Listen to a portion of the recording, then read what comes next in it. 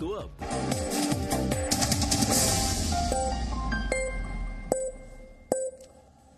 और अब आखिर में देखते हैं कि आज के इतिहास में क्या लिखा है। वर्ष 1884 में आज ही के दिन भारत के पहले राष्ट्रपति डॉक्टर राजेंद्र प्रसाद का जन्म हुआ था। डॉक्टर राजेंद्र प्रसाद वर्ष 1950 से 1962 तक भारत के राष्ट्रपति रहे। वो भारत की संविधान सभा के अध्यक्ष भी थे।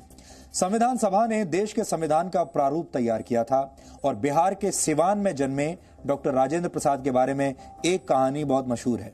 उनकी बुद्धिमानी से प्रभावित होकर एक बार उनके परीक्षक ने उनकी आंसर शीट पर एक यादगार वाक्य लिखा था और वो वाक्य था, परीक्षार्थी परीक्षक से बेहतर है।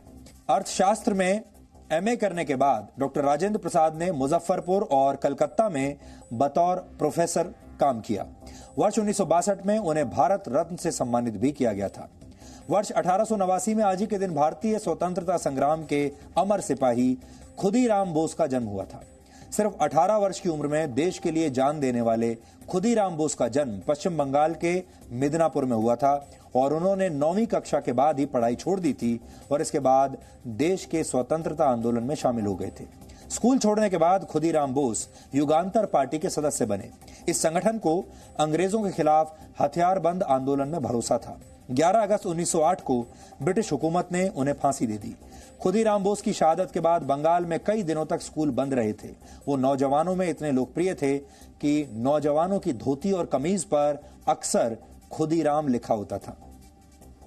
वर्ष 1971 में आज ही के दिन भारतीय वायुसेना के रेडार इंस्टॉलेशंस और फॉरवर्ड एयर बेसिस पर पाकिस्तानी वायुसेना ने हमला कर दिया था।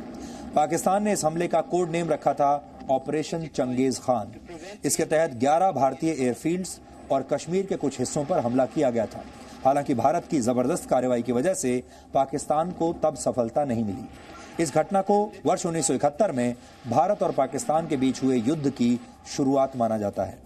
और वर्ष 2011 में आज ही के दिन हिंदी सिनेमा के सदाबहार अभिनेता देव आनंद का निधन हुआ था। उनकी उम्र उस समय 88 वर्ष थी। सिर्फ 85 रुपए प्रति महीने के वेतन से अपना करियर शुरू करने वाले देव आनंद का करियर 65 वर्षों का था। एक अभिनेता के तौर पर उनकी पहली फिल्म वर्ष 1946 में आई थी, यानी आजादी से भी एक साल पहले, और इस फिल्म का नाम था हम एक हैं। इसके बाद उन्होंने 114 हिंदी फिल्मों में अभिनय किया और इनमें से 104 फिल्में ऐसी थीं जिनमें Dev Anand solo lead hero की भूमिका में थे। गाइड देवानंद की सबसे यादगार फिल्मों में से एक है और वर्ष 2001 में उन्हें पद्म भूषण और 2002 में दादा साहेब फाल्के अवार्ड से सम्मानित किया गया था। देव साहब से मेरी अपनी और जी न्यूज